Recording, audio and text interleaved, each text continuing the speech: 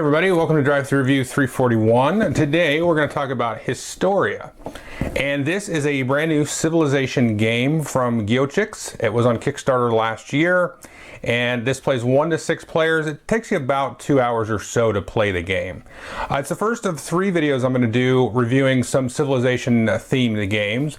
And frankly, the past year has seen quite a bit of civilization games and good ones. So let's jump into Historia and I'll tell you how the game works and I'll give you my thoughts on it. Historia is very much a card-driven Euro civilization game. As you can see here from the box cover, it's going to take you from somewhere around antiquity into more modern times. The board itself is a very odd-looking board. On the lower portion of the board, we have a very small map of the world. And you can see territory seated here with the victory point markers. These are randomly distributed every game. And one of the first things players are going to do is take one of their cubes and position these in one of the regions. Now you might say to yourself, oh look, there's a 4-point region there, I'm just going to take that. Well, one thing to consider is your proximity to other players physically on the map. And I'll jump right in here and say that one of the most interesting things about the game is the ability to share technology with your neighbors, and also the ability to raid or invade and wipe out your neighbors as well. But you do want to consider some proximity based on sort of the mechanics of the game to neighbors and people that are a little bit more advanced than you. That is actually a huge part of the game. So don't just jump off by yourself and grab the 4-point region. As you place those cubes at the beginning of the game, you want to be close to people. Now that being said, I do find the game best when you fill out the game up to 6 players with bots. So you can technically play the game 1 player and then have up to 5 other civ bots, the game calls it. And it's got a very streamlined and easy to use process for navigating and controlling the civ bots. It's very easy to use. It's not really like a dummy player. I kind of look at it more as like barbarians or NPC civilization kind of thing. So my recommendation would be to fill out the game all the way to 6 players. That adds some interesting dynamics and you're still gonna have to be on guard.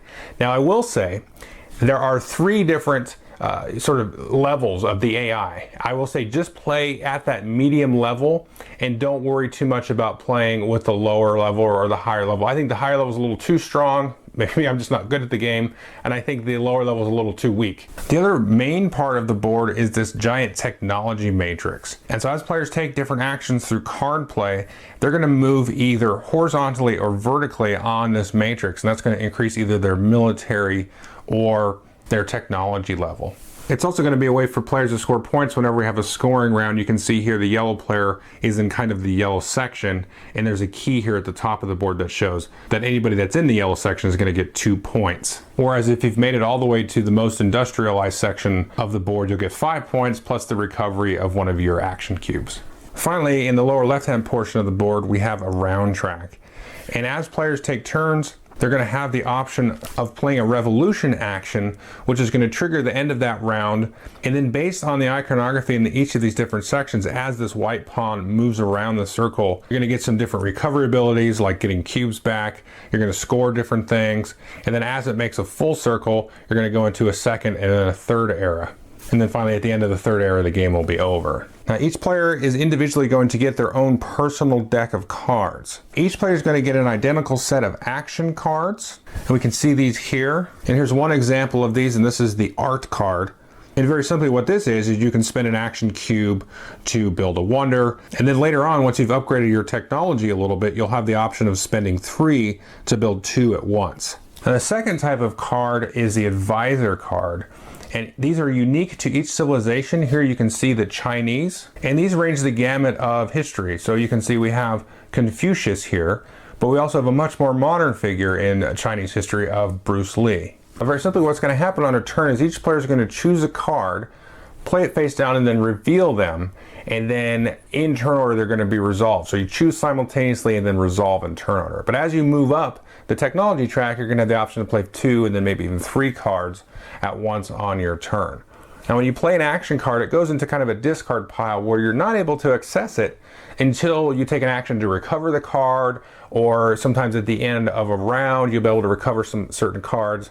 But when you play a advisor card, it goes out of the game, so to speak, until you've gone through your advisor cards. And you only get new advisor cards when you unlock different little technologies and things that allow you to draw more advisor cards. Once you've gone through them, then you reshuffle, and then you can draw some more from there. Now there will be 3 decks of leader cards. At the start of each era, players will draft these, and you're going to choose one to keep, and these will go face up in front of you. And these are going to be some bonus victory points that you can score at the end of the era. So Pericles here, you can see if you're at level 6 of the military level, then you're going to score 3 victory points. Or if you have 4 wonders, then you can also score 6 victory points. And here we can see an example of an Era 3 leader. This is Franklin Delano Roosevelt. If you have 14 military, you'll get 5 points. And if you're at level 15 on the technology side, you'll get 9 points. So let's quickly go over what some of these different action cards can do. Now this first action card shows us that we can advance in technology. So the first option we have to start the game is to discard one of our cubes to the used cubes and then advance in technology.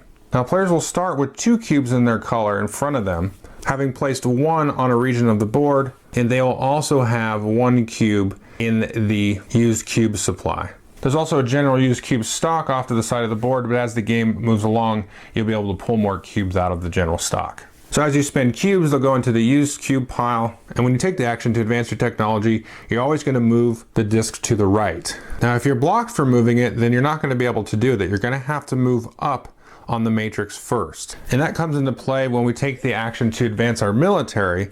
In the same way, we can discard a cube and then we can move up on the matrix. And you can see as you move left to right, you're going to unlock several things. Here we can see there's a bunch of icons. For example, here, once you get to level 4 of the technology, you'll be able to draw a new advisor card. And then once you get to level 5, you'll be able to actually play 2 cards at once on your turn. You can also see here that you're going to be able to access the better part of your basic action cards. If we go back and look at our military card, instead of discarding 1 for 1, we can actually discard 3 cubes for 2. In a similar way, as you move up vertically for military, you can do different things like recover cubes that you've spent, recover cards that you've played, and so on. Now when you reach the top row or the right column, you're going to score 6 points. And then if you ever have to move again and you're blocked by being at the outer edge, you're going to score 2 points each time you do that. Now the art card I already showed you, but you can spend a cube to get a wonder. The other thing that you'll do throughout the game is refresh the wonder cards. Now again, you can see here we have wonders for each of the different eras, and I'll show you quickly just 2 examples. The first example that we can see here is Persepolis, and this shows that when you advance in the military, then you can refresh one of your action cubes. Whereas the Alexandria Library will allow you to do the same thing, but when you advance in the technology. Now when you get wonders, you can have this palette of wonders in front of you, and then you can activate them once per turn. Every turn you're going to be able to reset. Basically you tap them or turn them upside down, and then you give little special abilities. Sometimes you can just kind of activate them to activate them on your turn, or some piece of card play that you can do like I showed you earlier will trigger them, and then you'll activate them. The next thing you might do here is do the expansion. When you do that, you very simply put a cube onto the board in a territory adjacent to yours. And if we look back here, you can actually see when you upgrade your technology, you can actually recover a cube first out of the general supply and then place a cube out on the board. So it is a little bit tricky at first to expand very quickly on the board, which kind of makes sense because if you're kind of back in the Stone Ages, you can't just like conquer the earth right away. You've got to build up, get a nice little engine going with your cubes, and then have the ability, and as the cubes sort of come out naturally as well through the game, you need to think about having cubes to spend to activate some of these cards versus having cubes on the board to score points, sort of area control. The next card we can see here is Exploit, and this is just simply a way to recover any cubes in the used box. And now we're going to look at the trade card. Remember what I said earlier about proximity to other players. Now when you do this card, if one of your neighbors or somebody that you share a region with has a higher technology than you, then you can play this card, advance on the technology matrix, and then your opponent will actually score 2 victory points. Or as you see here, if you upgrade to navigation, which is level 8 on the technology track, then you can do it and they only score 1 victory point. The other thing with navigation is once you have that level 8 technology, then basically anywhere on the board is considered adjacent to you because you are a seafaring nation and you can get anywhere you want. So that's a very key sort of technology to go after. Now, on the opposite side of that, we have the raid card.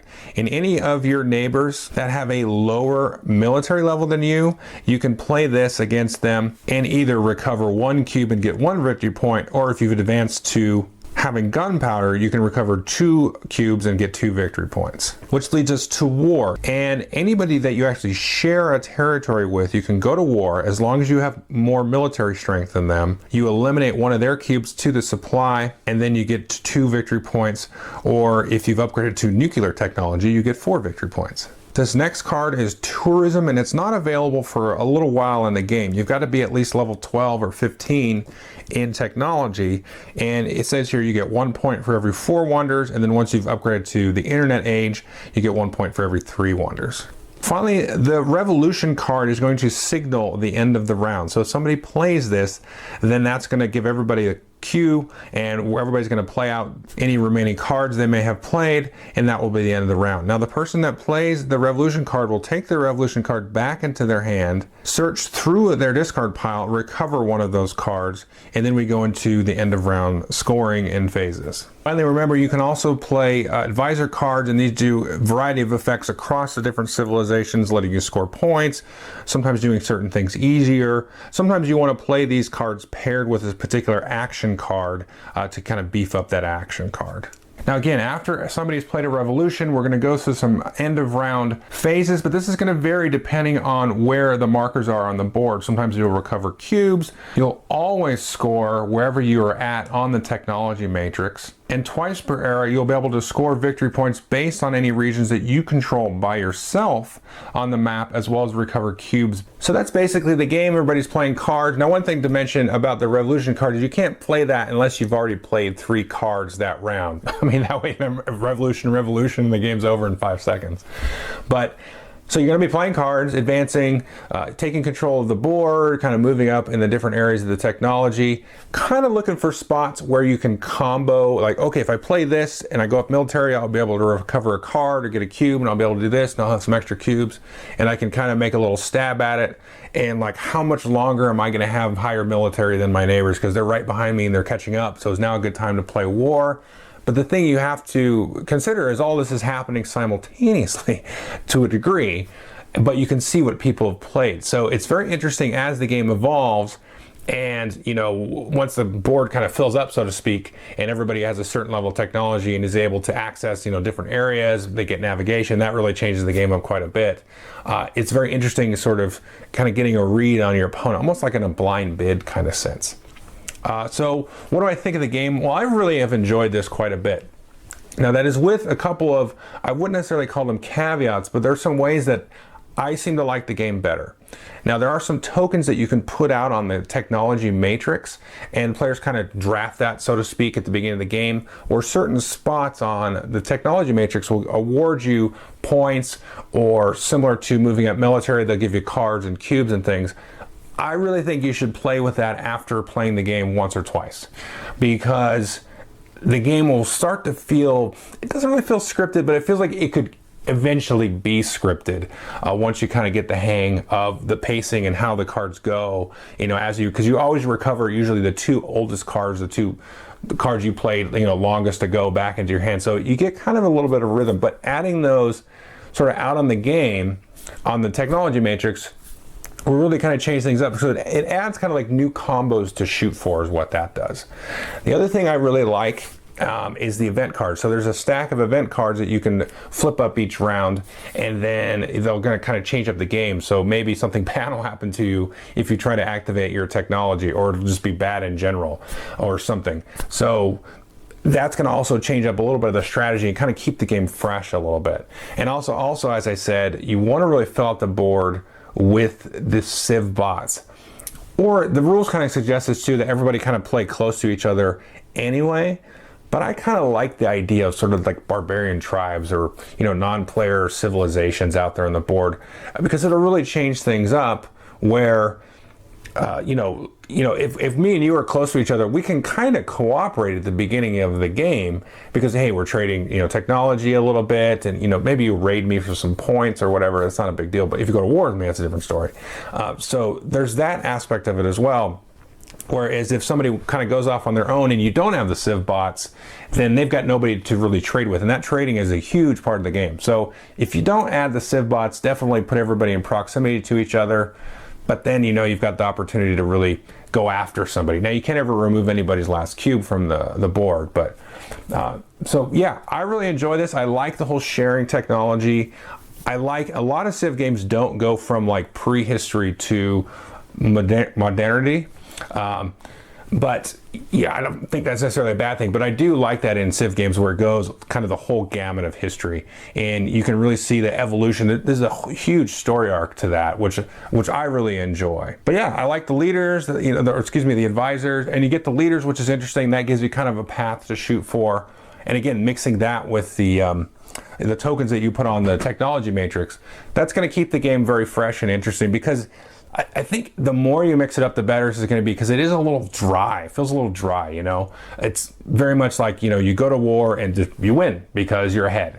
So it's very Euro, very pure, kind of stale combat in that way. But I don't really mind it in this game because there's a little bit of interesting things you can do with the card play, again, moving up the matrix and getting little combos and things. So definitely take a look at this one. And I'll talk a little bit more about this in a review here, because I'm doing like the 3 Civ games in a row. Where there hasn't really been a good like 90-minute Euro civilization game. There's the old civilization game, there's the Sid Meier's one from Fantasy Flight, and then Clash of Cultures, which is kind of my favorite. And Through the Ages, I mean, that's a Euro game, but it's like a 3-hour game, usually, or whatever, unless you really know how to play. And then, Nations, I don't like that. But so this one, and then one I'll review in a little bit, they really fit. This is a little bit longer. This one is going to take you about 2 hours or so, because there's some real kind of AP that happens with that card play. But this one fits, I would say. I'm going to review this one, and then the Imperial Settlers expansion, which is kind of Civ card game, and then the Golden Ages. And if the Golden Ages doesn't seem interesting to you, then I would say take a look at this one, and vice versa. But if you want a Euro game with a Civ theme, to me that really fits the Civ theme, and it feels like this nice progression, which frankly I've been looking for. I think this one and Golden Ages really have hit the mark for me. So definitely I would take a look at that, because I think it's been kind of a grail for some people for a long time. I mean, for as long as I have been playing games regularly, which has been about 10 years or probably a little bit more. I was kind of off and on for 5 years there or so, and we played stuff once in a while. But then I got more into it, about 10 years ago. And then as we were talking with my friends and stuff, I remember talking about it'd be cool to play like a Civilization game and not play, back then it was just the original Civilization that they had. But I always hear people talk about, hey, it'd be cool to have that Civ game that's, you can play an hour and a half, 2 hours. In Seven Wonders, that's not really, you don't feel like you're playing a Civ game. I mean, you kind of do, but you lose a little bit with it. I mean, I've played Seven Wonders quite a bit. I do get kind of the Civ feel, but you lose kind of the interaction with the players across the table a little bit, and then when you play with less players, the Civ feel kind of goes away. So I know I'm rambling, but you want that epic sweep somehow, but you want to keep it under 2 hours or so. And I think this does that. So anyway, take a look at it, and thanks.